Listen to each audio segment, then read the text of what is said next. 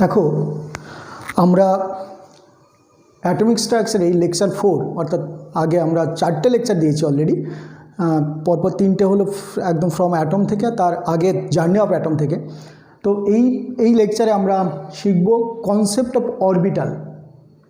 Concept of orbital, orbital বলতে কি বোঝায়? আমরা এর আগে আমরা বোর্ডস অ্যাটমিক মডেল থেকে mvr =nh/2π এই যে ফর্মুলাগুলো আমরা শিখেছিলাম, অর্থাৎ n যেটা ছিল, n হলো আমাদের প্রিন্সিপাল, এখন আমরা বলবো প্রিন্সিপাল কোয়ান্টাম নাম্বার।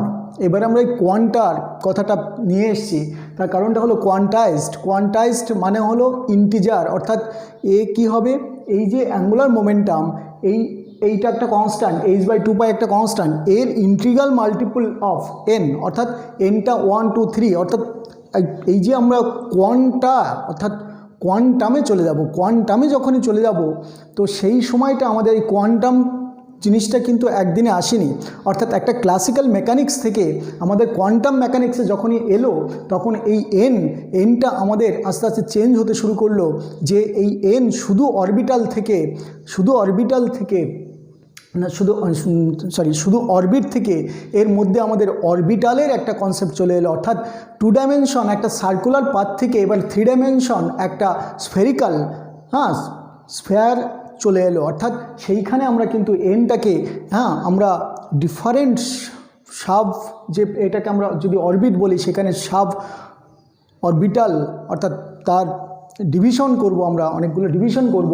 সেইটা আমরা কি দেখব? দেখো, যে ডিভিশনটা আমরা যখন দেখব তখন আমরা এই শুধু সার্কুলার পাথ, যেটা আমাদের নিউক্লিয়াস ছিল, এই সার্কুলার পাথগুলোকে আমরা বলতাম এন। এবার কিন্তু আমরা একটা স্ফেয়ার নিলাম, একটা ফুটবলের মতো নিলাম। এবার ঠিক একটা ফুটবলের সঙ্গে আমরা কম্পেয়ার করতেই পারি, যে ফুটবলের ভিতরে ব্লাডার থাকে, সেখানে, অর্থাৎ এর মধ্যেও এক একটা শেল থাকে। অর্থাৎ আমরা যদি অনিয়ন্স দেখি বা পেঁয়াজ দেখি, পেঁয়াজের এক একটা খোলস আমরা খুলতে পারি, ঠিক অ্যাটমটা হলো ওই রকম, যে ভিতরে যা আছে কোনো একটা কনসেন্ট্রেট কন্ডিশনে একটা নিউক্লিয়াস আছে, তার চারদিকে কী আছে, এক একটা খোলস, অর্থাৎ এক একটা অনিয়ন্সের যেরকম খোলস হয়, পেঁয়াজের খোলসের মতো এক একটা খোলস হবে, অর্থাৎ শেল, এটাকেই বলছি আমরা শেল। ওকে, তাহলে এই শেলগুলো আমরা এই এক একটা পুরো স্ফেয়ার যেটা, সেটাকে একটা শেল বলছি। এই শেলগুলোকে সাব শেলে ভাঙা যায়, যাই হোক, সেইটা আগে আমরা আসি, যে এই যে কনসেপ্ট, অর্থাৎ অরবিটালের কনসেপ্ট কোথা থেকে এলো। অরবিটালের কনসেপ্ট যখন এলো, সেটা হলো একটা 3 ডাইমেনশনাল স্পেস, অর্থাৎ 3 ডাইমেনশনাল স্পেস। কি ডেফিনেশনটা কীরকম হলো, যে একটা 3 ডাইমেনশনাল স্পেস যেখানে ইলেকট্রন পাওয়ার সম্ভাবনা সবচেয়ে বেশি। That is, what is this? The probability to find the electron density is maximum. The space in which to find the electron density is maximum is known as orbital. ওকে, তো সেইটাকে আমরা orbital বলছি। কিন্তু তার আগে, এই কনসেপ্টে আসার আগে আমাদের বেশ কিছু গল্প আছে বা কিছু ইকুয়েশন আছে, যেগুলো হলো, দেখো, ফার্স্ট হলো একটা কি, আমাদের হাইজেনবার্গ আনসার্টেনিটি প্রিন্সিপাল। তার আগে আমাদের ফটোইলেকট্রিক ইফেক্ট ছিল, আরও বেশ কিছু কোয়ান্টামে যাওয়ার আগে অনেকগুলো গল্প আছে। কিন্তু আমরা এখানে সংক্ষেপে ঝটাপট কিছু একটা শিখে নেব। কি শিখে নেব? যে আমাদের এই বেসিক অ্যাটমিক স্ট্রাকচার যেটা লাগবে, সেগুলো আমাদের শিখতেই হবে, যেগুলো না শিখলেই নয়। অর্থাৎ আনসার্টেনিটি প্রিন্সিপালে কী বলা হলো? হাইজেনবার্গ আনসার্টেনিটি প্রিন্সিপালে আমরা দেখব যে delta X into delta P X, অর্থাৎ delta X and delta P X. What is delta X and delta P X? যে ডেল্টা এক্স, কোনো একটা পার্টিকেল ধরো এইরকমভাবে যাচ্ছে, একটাই ডিরেকশনে যাচ্ছে, তাহলে একটা ডিরেকশানে এটা এক্স ডিরেকশন হতে পারে। তাহলে এক্স ডিরেকশনে গেলে তার মোমেন্টামের চেঞ্জ এও আমাদের দেখব এক্স ডিরেকশনে হচ্ছে। অর্থাৎ M into delta V X, অর্থাৎ ভেলোসিটি ইন এক্স ডিরেকশন। অর্থাৎ সেইটাকে আমরা দেখব, এটাকে আমরা বলছি ডেল্টা পি এক্স।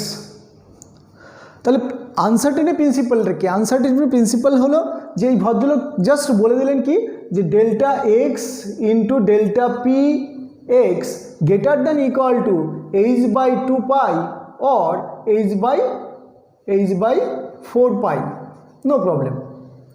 এটা কি h by 2 pi or 4 pi, হ্যাঁ কিচ্ছু যায় আসে না, কারণ এই h এর ভ্যালু এতই বড় যে তাকে 2 দিয়ে ভাগ করলে কিছু যায় আসে না। তো যাও, তো এই জিনিসটা কি, জিনিসটা হলো যে for a moving particle, subatomic particle আমরা বলতেই পারি, বা যে কোনো পার্টিকেলের ক্ষেত্রে, যে for a moving particle we can't measure for moving particle, we can't measure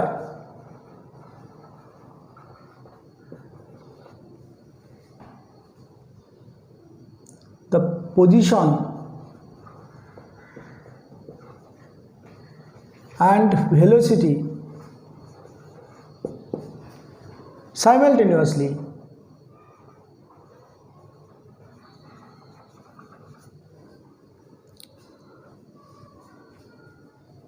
অর্থাৎ কোনো মুভিং পার্টিকেলের তার পজিশন এবং তার velocity in the same direction we can't measure simultaneously, একসঙ্গে আমরা মেজার করতে পারি না। If we go to measure there will be some wrong, অর্থাৎ কিছু একটা ভুল হবে, সেই ভুলের পরিমাণটাই হলো delta X into delta P X greater than equal to H by 2 pi. অর্থাৎ কী বলা হলো, যদি আমরা মেজার করতে যাই, আমরা মেজার করতে যেতেই পারি, তাতে কি হবে যে delta X into delta P x এইটুকু ভুল হবে। এই ভুলের পরিমাণটা কত, অর্থাৎ এই যে আমরা মেজার করতে পারলাম না তার অ্যামাউন্টটা কত হবে, সেটা মিনিমাম হবে এইচ বাই 2 পাই অথবা তার থেকে বেশি হবে। তাহলে আমরা এই পরিমাণটা আমরা সহজে মেজার করতে পারবো না, কারণ সে এক ব্যাপারটা হলো যে এইরকম যে দেখো, আমরাও যে একটা বাস্তব উদাহরণ দিয়ে যদি বলি, এই দেখো একটা বেড়াল চলে গেল, আমি তোমাকে বলতে বলতে তুমি দেখতে দেখতে তার ভেলোসিটি চেঞ্জ হয়ে যেতে পারে। আমি ওইখানে দেখালাম বেড়ালটা চলে গেল, তুমি হয়তো দেখতে পেলে এইখানে, কারণ তার ভেলোসিটি ছিল অ্যান্ড তার মোমেন্টামে চেঞ্জও হতে পারে, অবশ্যই হবে। সেই কারণেই আমরা সাইমালটেনিয়াসলি ওর পজিশনটাকে এবং তার মোমেন্টামটাকে একসঙ্গে মেজার করতে পারবো না। আবার যদি মেজার করতে যাই তাহলে ভুল হবে কতটা, এতটা, অর্থাৎ এক্স ডিরেকশনে delta X into delta P X greater than equal to, অর্থাৎ এইটুকু মিনিমাম ভুল হবে অথবা এর থেকে বেশি ভুল হবে। এই একটা কনসেপ্ট থেকে দেখা গেল যে পার্টিকেলগুলো কীরকম হতে পারে, খুব ক্ষুদ্র এবং তার একটা ওয়েভ নেচার আসতে পারে, কীভাবে তার ভেলোসিটি চেঞ্জ হয়। এবারে ডি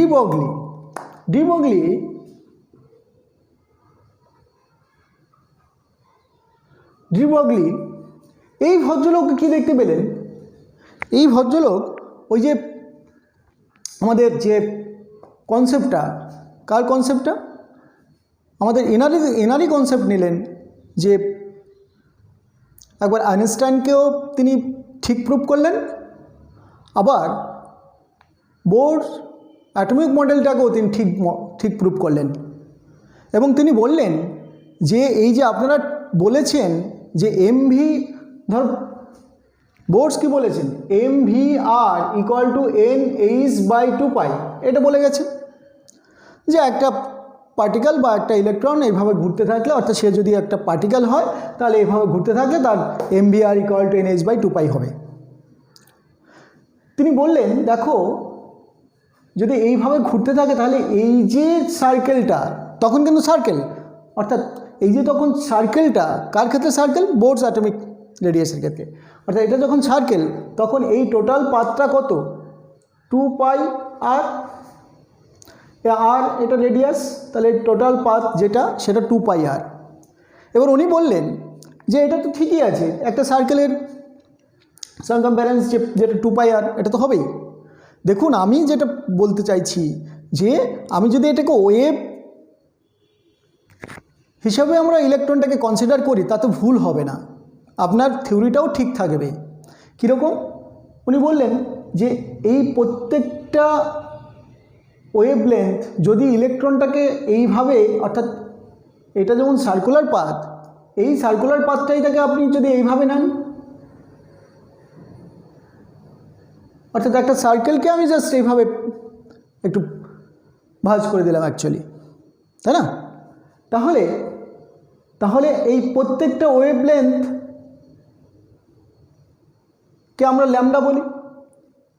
তাহলে এই ল্যামডা যদি ওয়েভ আকারে যায় তাহলে এরকম করে যাবে ইলেকট্রন। এবং এখানে কতগুলো ওয়েভলেন্থ আছে, এনখানা ধরে নিলাম, তাহলে এনখানা ওয়েভলেন্থ দিয়ে এই টোটাল পাথটা তৈরি হয়েছে। তাহলে এই 2πr equal to N lambda বলতেই পারি, এনখানা ল্যামডা দিয়ে এটা তৈরি হয়েছে। আবার mvr ইকুয়াল টু nh/2π। তাহলে এখান থেকে এন কত, N equal to mvr into 2π by H. আর এখান থেকে এন কত, N equal to 2πr by lambda. তাহলে এই দুটো ভ্যালুকে যদি আমরা ইকুয়াল করে দিই তাহলে আমরা কি দেখতে পাই, এই দুটো ভ্যালুকে যদি ইকুয়াল করে দিই তাহলে কি দেখতে পাই,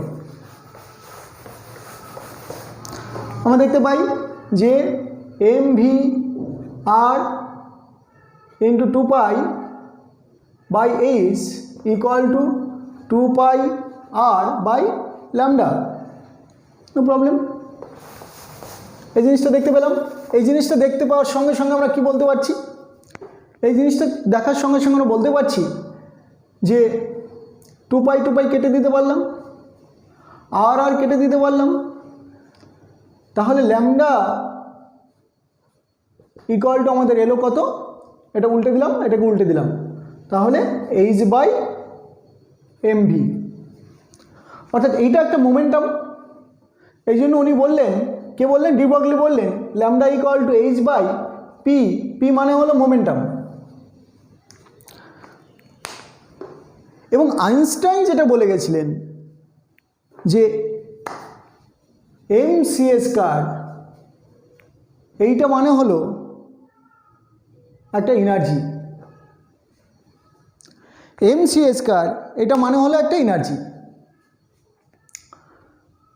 এটা বোঝা গেছে? অর্থাৎ ল্যামডা ইকুয়াল টু h/p। আবার আইনস্টাইন কি বলে গেছেন, mc² এটা একটা এনার্জি, যেখানে এটা একটা মাস আর এটা লাইটের ভেলোসিটি। অর্থাৎ মাসের যদি চেঞ্জ হয় সি দিয়ে c² দিয়ে মাল্টিপ্লাই করলে একটা এনার্জি পাওয়া যাবে। এবং এই এনার্জিটাকে যদি আমরা ফোটনের যে ওয়েভলেন্থ আকারে আমরা কনসিডার করি তাহলে কি mc² ইকুয়াল টু আমাদের কত হবে, এটার মধ্যে কি থাকে, h ইন্টু নিউ। অ্যান্ড আগের দিন আমরা এটাও দেখেছি যে নিউ মানে c/λ। তাহলে mc² equal to h into c/λ। তাহলে এখান থেকে আমরা কি দেখতে পাই, একটা সি যদি কেটে দেই তাহলে mc ইকুয়াল টু h/λ और ল্যামডা ইকুয়াল টু h/mc। এই এমটা হলো মাস, সিটা হলো ভেলোসিটি। এটাকে আমরা যদি ল্যামডা ইকুয়াল টু h/p নিয়ে নিই কোনো প্রবলেম নেই। এই যে অর্থাৎ সিটাকে যদি আমরা শুধু ভেলোসিটিতে কনভার্ট করি এবং লাইটের ভেলোসিটিকে যদি এবার ইলেকট্রনের ভেলোসিটিতে কনভার্ট করি তাহলে আমাদের এই ইলেকট্রন যদি ওয়েভ হয় তাহলে এই ভ্যালুটা মেনটেন হবে। অর্থাৎ ডি ব্রগলি দেখালেন এই ল্যামডা ইকুয়াল টু h/p। হ্যাঁ, অর্থাৎ কাউকে নিরাশ করলেন না। অর্থাৎ যারা ক্লাসিক্যাল মেকানিক্স নিয়ে কাজ করছিলেন তাদের ক্ষেত্রে প্রবলেম হলো না। উনি বললেন যে ইলেকট্রন তাহলে ওয়েভ আকারও থাকতে পারে, নো প্রবলেম। শুধু যে পার্টিকেল হিসাবে থাকবে তা সেটা নয়, এটা ওয়েভ আকারে থাকতে পারে। অর্থাৎ এই ইকুয়েশনগুলো, এবারে এই ইকুয়েশনগুলো আমরা কোথায় কাজে লাগাবো, আমরা তো পড়ছি বটে, হ্যাঁ, আবার সবসময় বড় বড় করে টিচাররা বলবেন হ্যাঁ এইগুলো খুব ইম্পর্টেন্ট, কিন্তু আমরা কোথায় কাজে লাগাবো, আমাদের বাস্তব লাইফে। অর্থাৎ এই যে বড় ম্যাক্রোস্কোপিক পার্টিকেলের ক্ষেত্রে আমরা ইউজ করি না, আমরা এটা ইউজ করি কোয়ান্টাম মেকানিক্সে। আমরা ইউজ করি এটা অর্থাৎ একদম সাবঅ্যাটমিক পার্টিকেলের যেগুলো আমরা ওয়েভ আকারে ধরতে পারবো, অর্থাৎ মাইক্রোস্কোপিক পার্টিকেলের ক্ষেত্রে আমরা ইউজ করব, not for macroscopic particle. Okay, অর্থাৎ ইউজ আছে, ইউজ তো অবশ্যই আছে। অর্থাৎ আমরা এই যে এত মোবাইল ইউজ করছি, এত কিছু ইউজ করছি, অর্থাৎ তার নিশ্চয়ই আমাদের ওয়েব নেচারের জন্যই আমরা এত কিছু করতে পারছি। ওকে, এবার দেখো আমরা যাই যে অ্যাটমিক স্ট্রাকচারে যেটা ওই যে বলছিলাম কনসেপ্ট অফ অরবিটাল। আর আরেকটাও গল্প বলি আমি, যে অনেক সময় আমাদের প্রবলেম হয় বুঝতে, কনসেপ্ট অফ অরবিটাল নয়, এটা পরে বুঝবো, যে আমাদের আরেকটা প্রবলেম হয় সেটা হলো যে একটা পার্টিকেল এবং ওয়েভ কি করে বুঝবো, একটা ওয়েভ আর একটা পার্টিকেল আমরা দুটোকে আলাদা করবো কি করে? যে একটা ইলেকট্রন, একবার বলছে একটা ইলেকট্রন, এই তো একটা ইলেকট্রন মনে হচ্ছে এটাকে ধরা যাবে, দেখা যাবে, তা নয়। আবার ওয়েভ ব্যাপারটা এরকম যে ইয়াং বলে এক ভদ্রলোক ছিলেন, অর্থাৎ ইয়াং মডুলাস, যেরকম অনেকেই পড়েছো হয়তো, হ্যাঁ, তো সেরকমই একটা মানে অনেক সায়েন্টিস্ট এসছেন যে একটা ওয়েভ কিভাবে তৈরি হয়, একটা পার্টিকেল এবং ওয়েভের মধ্যে পার্থক্য করার জন্য অনেকেই গল্প করেছেন। সেরকমই একটা ইয়াং স্লিট এক্সপেরিমেন্ট, অর্থাৎ ইয়াং কি করেছেন, এখানে একটা পোরাস, এখানে একটা পোরাস, একটা ছিদ্র, এইখান দিয়ে যখন উনি কি করলেন, উনি যেটা করলেন যে একটাই ইলেকট্রনকে যদি এখান থেকে উনি ছেড়ে দিলেন, এদিকে একটা ফটোগ্রাফিক প্লেট রাখলেন, উনি দেখতে পেলেন যে একই সঙ্গে যদি এখান থেকে একটা ইলেকট্রনকে ছেড়ে দেওয়া যায় তাহলে দুটো ছিদ্র দিয়ে একসঙ্গে বেরোতে পারে।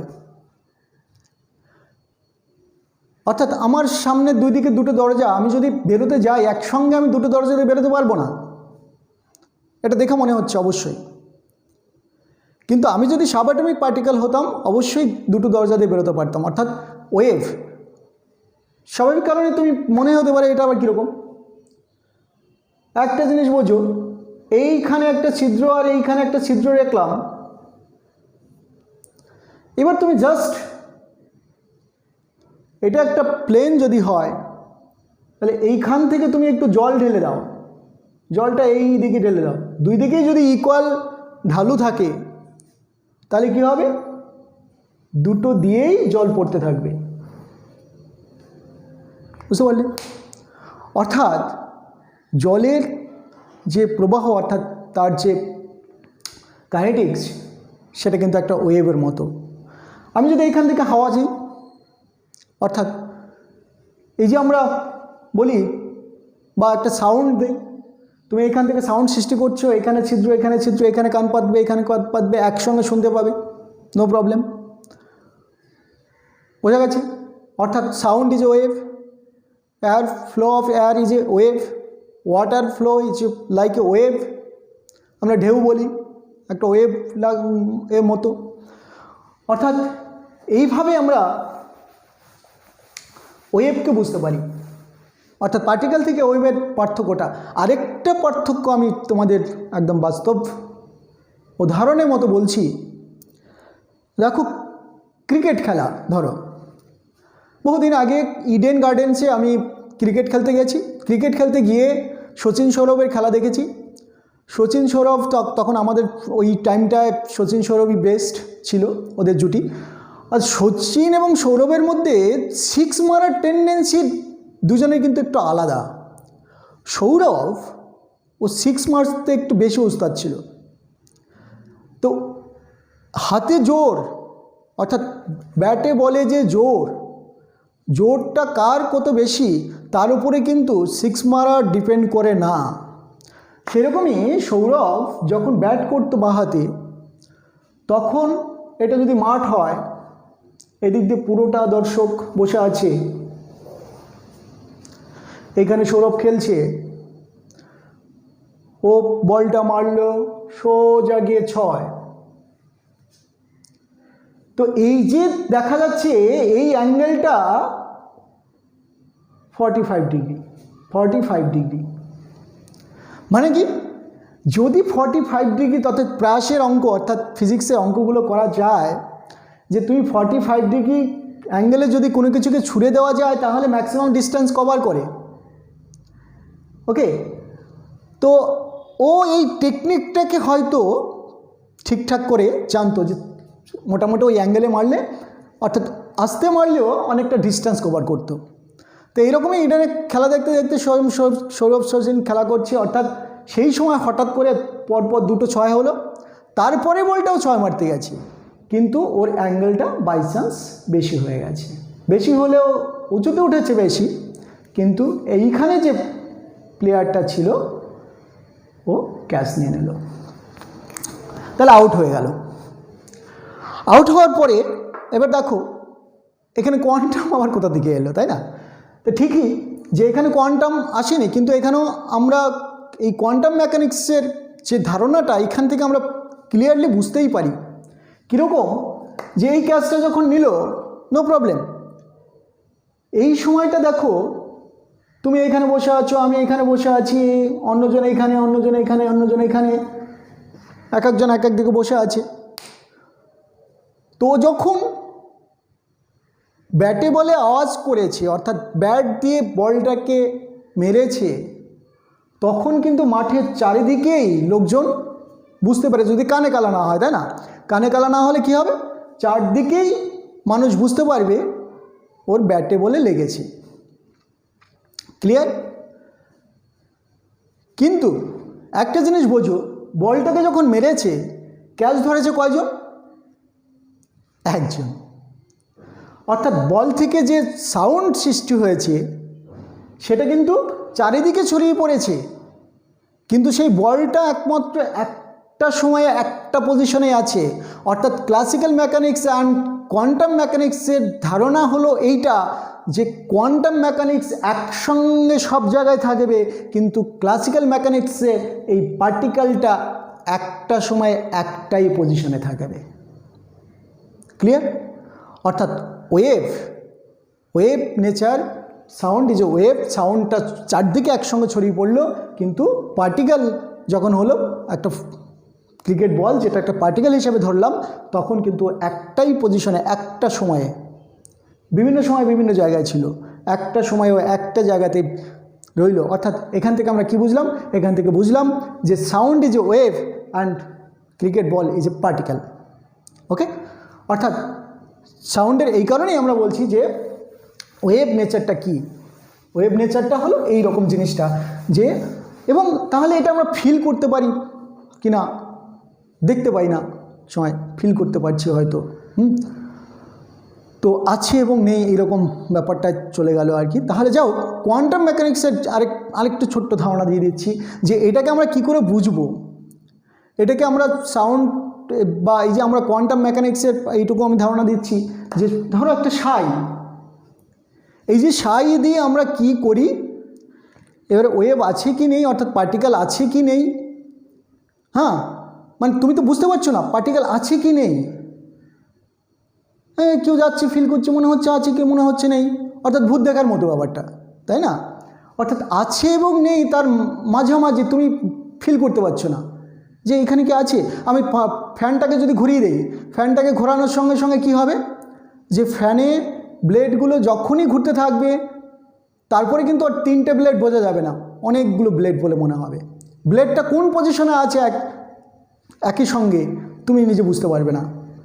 অর্থাৎ আমি যদি বলি এই সাথে ব্লেড আছে,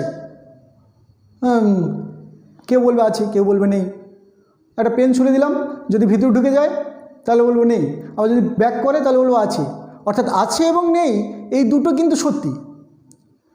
তাহলে ব্যাপারটা কি, অর্থাৎ কোয়ান্টাম মেকানিক্সে এই কারণে কোয়ান্টামের জন্য আমরা যে ওয়েভ, এই ওয়েভটাকে আমরা বোঝানোর জন্য একটা সাই দিয়ে রিপ্রেজেন্ট করলাম। এই সাইটাকে বলা হয় ওয়েভ ফাংশন, অর্থাৎ ওয়েভ